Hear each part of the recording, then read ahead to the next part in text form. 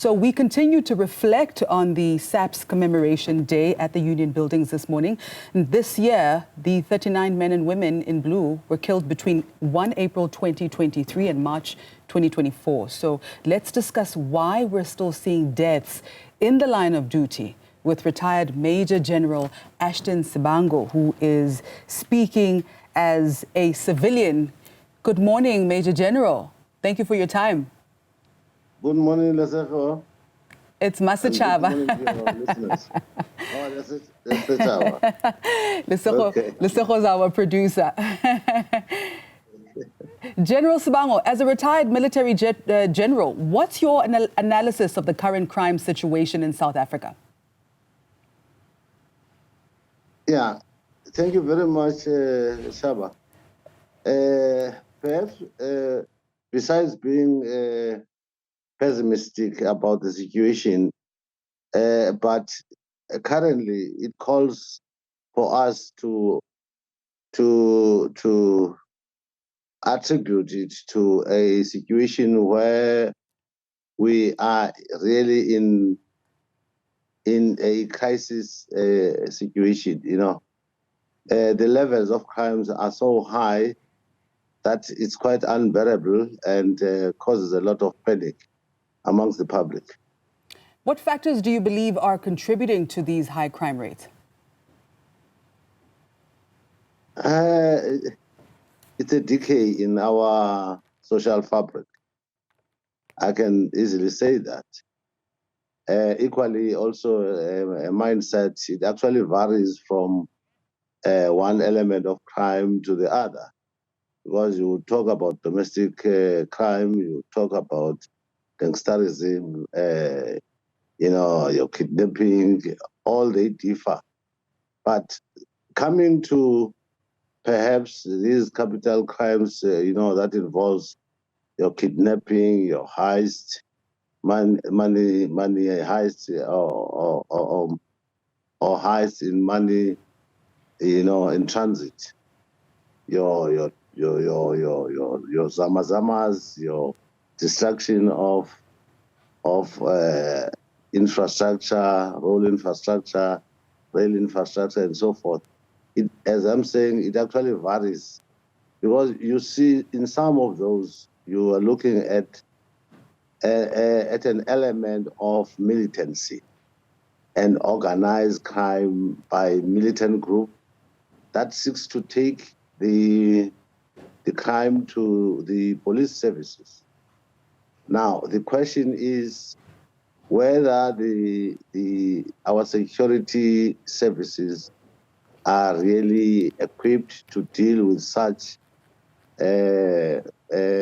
militancy in approach to criminality in South Africa. It's yet to be seen and explained by the leadership of the security sector. And how do you think, General, that the South African Police Service can improve their crime prevention strategies? It's all about it's all about planning.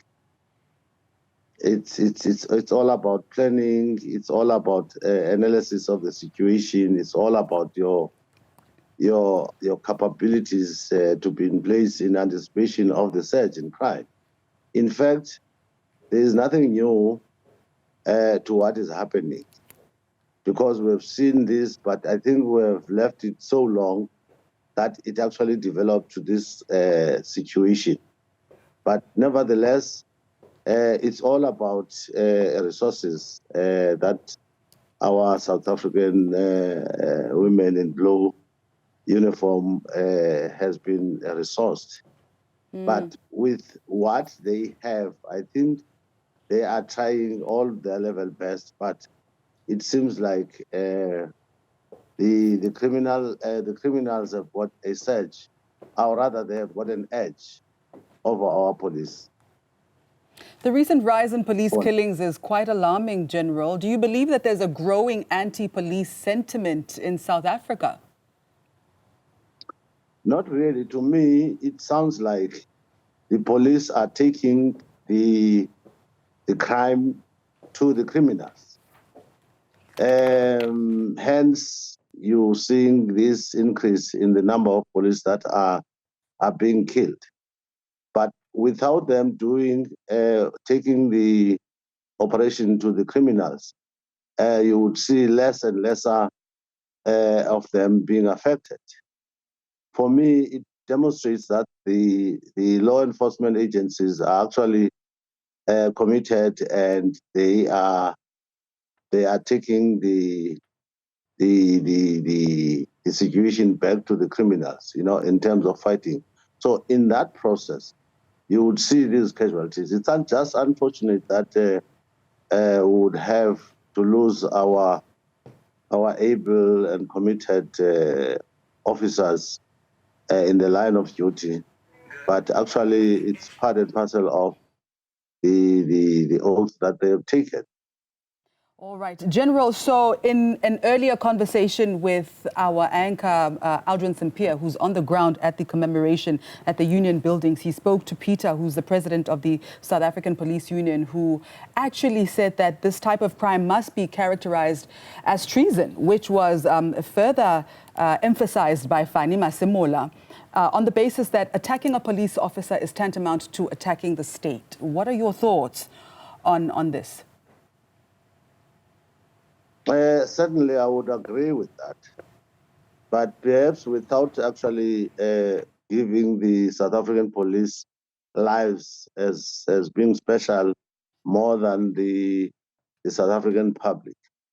But I think somehow there's supposed to be an understanding of the serious nature of the crime that is actually committed against our police when they seek to ensure safety and security of the public, that it has to be taken with this seriousness it deserves.